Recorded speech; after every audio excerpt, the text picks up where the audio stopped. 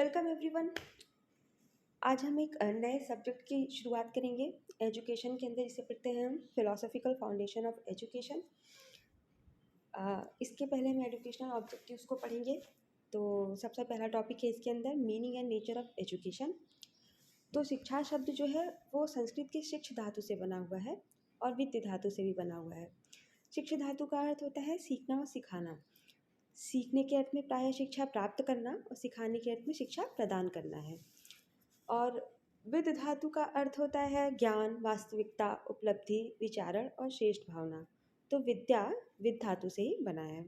इसके अलावा इंग्लिश में जो एडुकेशन शब्द है वो लैटिन भाषा के एजुकेटम तथा एजुकेयर से निकला है। ठीक है। एजुकेटम में दो शब्द हैं, ए और डुको। ए का अर्थ है अंदर से और डुको का अर्थ है बाहर लाना। यानी कि इसका अर्थ होता है अंदर से बाहर लाना। अंदर की छुपी अभिवृत्तियों को बाहर लाना ही एजुकेशन कहलाता है। लेकिन इस वक्त एजुकेयर को ज़्यादा यूज़ किया जाता है। एजुकेयर का अर्थ होता है पालन पोषण करना या फिर पथ प्रदर्शन करना। तो इस वक्त एजुकेशन के लिए एजुकेयर शब्द का प्रयोग ज़्यादा किया जाता है। ठीक है। इसके बाद हम देखें कि एजुकेशन को कहाँ कहाँ हम प्रयोग में लाते हैं। तो सबसे पहले हम as a process of development यानी विकास की प्रक्रिया के रूप में इसे यूज़ करते हैं। तो इसके लिए जॉन डीवी ने कहा है कि शिक्षा और जीवन में कोई अंतर नहीं है, शिक्षा ही जीवन है। यानी कि शिक्षा ही हमें वैल्यू सिखाती है, शिक्षा ही हमें जीवन को एक अर्थ देती है, जिसे हम जीवन को जीना सीख पाते हैं और हमें डेवलप करती है मल्टी डायमेंशनल बेसिस पे। जैसे कि सोशियोलॉजिकल, एनवायरमेंटल, इकोनॉमिकल, हर टाइप का ज्ञान हमें शिक्षा से ही मिलता है, जिससे हम एक अच्छी लाइफ जी सकते हैं, एक मीनिंगफुल लाइफ जी सकते हैं। तो as a process of development शिक्षा का ये प्रयोग होता है। दूसरा है एज टीचर्स ट्रेनिंग। तो शिक्षा जो है वो प्रशिक्षण के रूप में, अध्यापक प्रशिक्षण के रूप में जो अध्यापक नियुक्त होते हैं हमारे जूनियर हाई स्कूल या प्राइमरी में या फिर इंटर कॉलेज में या फिर डिग्री कॉलेज में, वो एक ट्रेनिंग ले करके ही आते हैं। चाहे वो डीएलएड हो, चाहे वो बीएड हो, चाहे वो डीएड हो, अलग अलग नाम भले हो सकते हैं अलग अलग जगहों पे, पर देश के हर कोने में, यहाँ तक कि वर्ल्ड के हर कोने में सभी लोग ट्रेनिंग लेते हैं अगर वो टीचर बनना चाहते हैं तो शिक्षा का एक ये भी प्रयोग होता है अध्यापक प्रशिक्षण के रूप में। ठीक है। और अगला है education as content and subject, यानी शिक्षा एक पाठ्य वस्तु के रूप में। तो शिक्षा को एक अलग से हम लोग सब्जेक्ट के रूप में भी पढ़ते हैं। वैसे तो शिक्षा, सारा कुछ शिक्षा ही है, पर एक सब्जेक्ट के रूप में भी हम इसे पढ़ते हैं। जैसे बीए, एमए, एजुकेशन, ये सारी जो उपाधियाँ हैं उसके अंतर्गत हम लोग इसे इस तरीके से पढ़ते हैं। तो ये भी हमारे डेवलपमेंट में हमें हेल्प करता है। अगला है as an instrument for social change and social control, सामाजिक परिवर्तन एवं नियंत्रण का एक यंत्र। अतीत में सामाजिक परिवर्तन तो युद्ध और महायुद्धों से होते थे। महाभारत में नए समाज के निर्माण की आशा की गई थी, परंतु आज यदि सामाजिक परिवर्तन लाना हो तो शिक्षा के द्वारा ही लाया जा सकता है तथा सामाजिक समस्याओं पर नियंत्रण भी शिक्षा द्वारा ही किया जा सकता है। गांधी जी छुआछूत को समाज से दूर तो नहीं कर सके, लेकिन शिक्षा द्वारा ही इसे दूर किया जा सकता है। नारी शिक्षा द्वारा सामाजिक रूढ़िवाद का अंत हुआ। पति पत्नी की शिक्षा और दोनों की नौकरी से बच्चों के सामाजिकरण की समस्या का समाधान पूर्व प्राथमिक कक्षाओं की सुविधा से किया जा रहा है। अतः शिक्षा एक सामाजिक परिवर्तन का यंत्र भी है, यानी सोशल चेंजेस भी शिक्षा के द्वारा ही होते हैं। तभी तो ये सती प्रथा वगैरह सब धीरे धीरे खत्म हुआ। उसके बाद है शिक्षा एक सामाजिकरण की एक प्रक्रिया है, यानी education is the creator and creature of the society. तो इसके लिए शिक्षा जो है वो फ्यूचर ओरिएंटेड होती है ना। अभी तो यही बात हमने की, ये अलग शब्द में भले ही कह दिया कि समाज के निर्माण की प्रक्रिया भी तो शिक्षा से होती है। यही हमें वैल्यू सिखाता है, यही हमें ज्ञान देता है क्या सही है, क्या गलत है, क्या एथिकल है, क्या अनएथिकल है। तो इस तरीके से शिक्षा एक creator and creature of society के रूप में भी यूज़ होती है। अगला है एज एन इन्वेस्टमेंट, यानी शिक्षा एक निवेश के रूप में यूज़ होती है। और शिक्षा पर कोई गार्जियन क्यों पैसा लगाता है? क्योंकि उसके बदले उसे काफ़ी ज़्यादा आउटपुट मिलता है। वो आउटपुट एक अच्छी लिविंग के रूप में, एक अच्छे माइंडसेट के रूप में और एक अच्छे फ्री थिंकर के रूप में, हर तरीके का जो भी विशेषज्ञ होता है वो शिक्षा के द्वारा ही बनता है।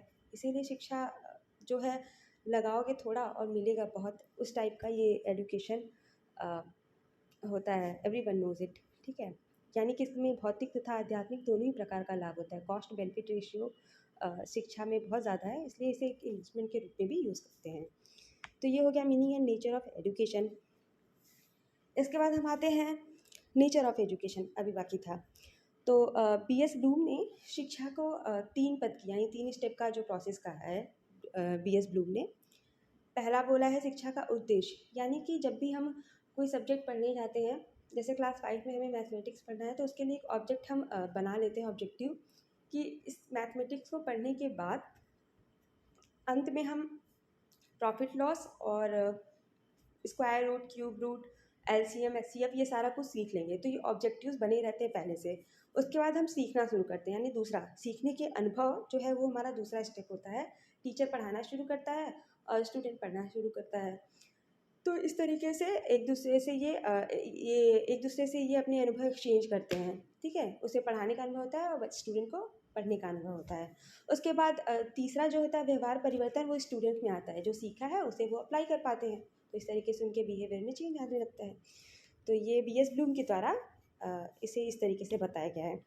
एडम ने इसे द्विभुजी प्रक्रिया बताया, लेकिन जॉन डीवी ने इसे 3 भुजी प्रक्रिया बताया, अध्यापक, शिक्षार्थी और पाठ्यक्रम।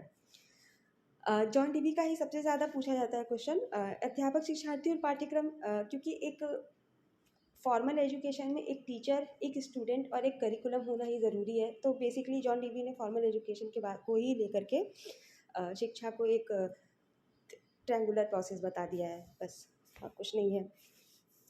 अब अगला है एजुकेशन एज ए डिसिप्लिन, यानी एजुकेशन को एक अनुशासन के रूप में, एक सब्जेक्ट के रूप में, एक करिकुलम के रूप में हम कैसे पढ़ सकते हैं, हमने कैसे बनाया, उसके बारे में ये यहाँ पे बात होगी। तो हम जानते हैं कि शिक्षा एक सामाजिक प्रक्रिया है।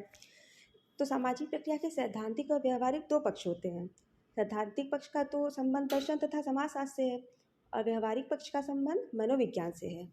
अतः शिक्षा का एक अनुशासन के रूप में विकास फिलॉसफी, सोशियोलॉजी, पॉलिटिकल साइंस तथा साइकोलॉजी के योगदान से हुआ है। इन 4 सब्जेक्ट्स की वजह से शिक्षा एज ए डिसिप्लिन डेवलप हुई है, ठीक है। और शिक्षा एज ए डिसिप्लिन डेवलप होकर के करती क्या है, प्रिजर्वेशन ऑफ ह्यूमन नॉलेज करती है। यानी कि जो भी पुस्तकालय वगैरह बने हुए हैं उनके बारे में हमें बताती है कि ये कैसे बना, पुस्तकालय कैसे बना, इनके थॉट्स क्या थे और ये कहाँ से आया, ये हिस्ट्रिकल फैक्ट कहाँ से आया, कैसे कैसे स्टेप्स से बदला गया कि इसे इस तरीके से पढ़ना है, कितना पॉलिटिकल इंटरफेरेंस होता है किताबों में यहाँ वहाँ। तो इस तरीके से ये सारा जो नॉलेज है वो एजुकेशन सब्जेक्ट में प्रिजर्व होता है, ठीक है। तभी हम पढ़ते रहते हैं ना, history, politic and economy of education जितने भी पढ़ा होगा, sociology of education, philosophy of education. तो सारी चीज़ों से हमें क्या शिक्षा मिलती है, अल्टीमेटली हम उसे इस डिसिप्लिन के अंदर पढ़ते हैं, ठीक। दूसरा होता है ट्रांसमिशन ऑफ ह्यूमन नॉलेज। तो एजुकेशन एज ए डिसिप्लिन हम अभी हमने बात की कि ट्रेनिंग के लिए भी हम इसे ही यूज़ करते हैं।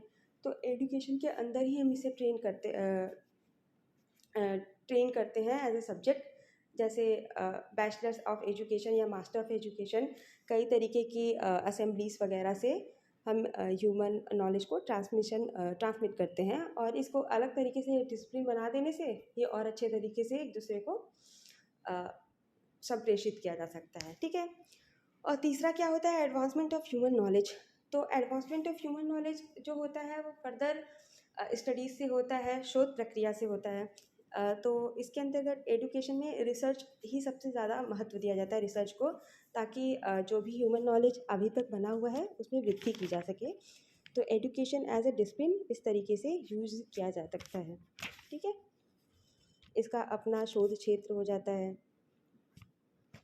जो कि सारे कंटूर्स को, फिलॉसफी हो चाहे सोशियोलॉजी हो चाहे साइकोलॉजी हो, सबको थोड़ा थोड़ा सबके बारे में जानकारी ग्रहण करता है कि इसे कैसे आगे बढ़ाया जाए, इसे कैसे पढ़ाया जाए अच्छे से, इसे कैसे अच्छे से इसकी ऑब्जेक्टिव्स को तैयार किया जाए। ये सारी चीज़ें एजुकेशन सब्जेक्ट के अंदर ही पढ़ी जाती हैं। अब फॉर्म्स ऑफ एजुकेशन क्या है, कितने टाइप का एजुकेशन होता है।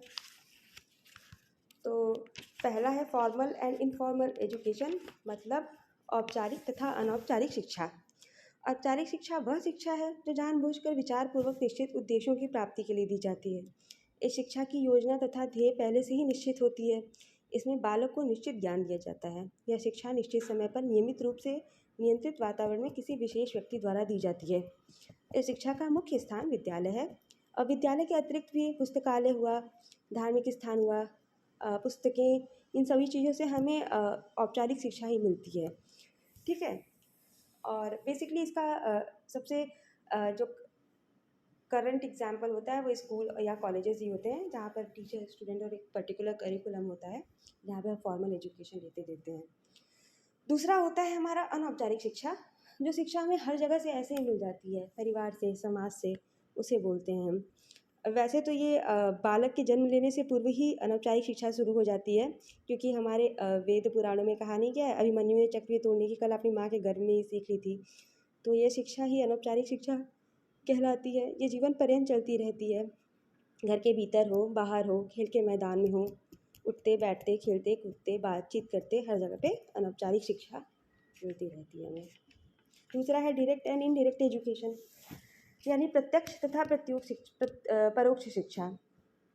तो शिक्षा की प्रक्रिया शिक्षक और शिक्षार्थी के बीच होती रहती है। बालक अपने शिक्षक से एक दूसरे के सामने बैठकर एक पूर्व निश्चित योजना और पूर्व निश्चित उद्देश्य के अनुसार शिक्षा का आदान प्रदान करते हैं। यही प्रत्यक्ष शिक्षा है, यानी टीचर स्टूडेंट आमने सामने बैठे होते हैं, यानी क्लासरूम सेटिंग्स। वो डायरेक्ट एजुकेशन होती है। परोक्ष शिक्षा में क्या होता है, उस शिक्षा को कहते हैं ये जो न किसी पूरी योजना के अनुसार की जाती है और न ही जिसका कोई उद्देश्य होता है। यह शिक्षा किसी विशेष स्थान पर किसी विशेष व्यक्ति द्वारा नहीं दी जाती, बल्कि बालक इसे स्वतंत्र वातावरण में अप्रत्यक्ष साधनों द्वारा ग्रहण करता है। ठीक है, तो ये परोक्ष शिक्षा होती है, इनडायरेक्ट एजुकेशन। तीसरा है हमारा liberal and utilitarian education. Liberal education मतलब बेसिकली जनरल एजुकेशन ही होता है, लेकिन पहले इसे उदार शिक्षा का नाम दे दिया गया। उदार शिक्षा में बेसिकली विज्ञान, संस्कृति, समाज, सारा कुछ थोड़ा थोड़ा पढ़ाया जाता था, ताकि एक इंसान बन जाए, उसे थोड़ा बहुत समझ उसमें विकसित हो जाए, उसमें संप्रेषण के कौशल यानी कम्युनिकेशन स्किल्स आ जाएँ, एनालिसिस करने की क्षमता आ जाए, थोड़ा सूझबूझ आ जाए, समस्या समाधान करने का कौशल आ जाए, तो इसलिए लिबरल एजुकेशन दिया जाता था। और यूटिलिटेरियन यानी उपयोगी शिक्षा, ये क्यों दी जाती है, ये दी जाती है पैसा कमाने के लिए। मतलब ये कि जो भी हमारा स्किल बेस्ड एजुकेशन होता है, जैसे वकील हुआ, टीचर हुआ और इंजीनियर हुआ, ये सारे जो एजुकेशन प्राप्त करते हैं, इसे यूटिलिटेरियन एजुकेशन के अंदर रखा जा सकता है, क्योंकि ये उपयोगी शिक्षा होती है जो हमारे जीवन में भौतिक सुख सुविधा प्रदान करती है और हमारा जीवन निर्वाह करने में हेल्प करती है। ठीक है, अगला है क्या, जनरल एंड स्पेसिफिक एजुकेशन। तो जनरल एंड स्पेसिफिक एजुकेशन या हमें जनरल एजुकेशन जो है वो सामान्य जीवन के लिए तैयार करता है, हमें वैल्यूज़ सिखाता है, हमें हर सब्जेक्ट की भाषा सिखाता है, हमें हर सब्जेक्ट को समझना सिखाता है, एक दूसरे से बात करना सिखाता है, अपनी बातें समझाना सिखाता है, और इससे कुल मिलाकर के एक सामान्य बुद्धि जो है वो विकसित होती है, एक कॉमन सेंस बनता है, तो ये सामान्य जीवन के लिए हेल्प करता है। इसीलिए जनरल एजुकेशन सभी के लिए कंपलसरी है, इंडिया में और वर्ल्ड में हर जगह पर। और विशिष्ट शिक्षा भी वही होती है, यूटिलिटेरियन शिक्षा।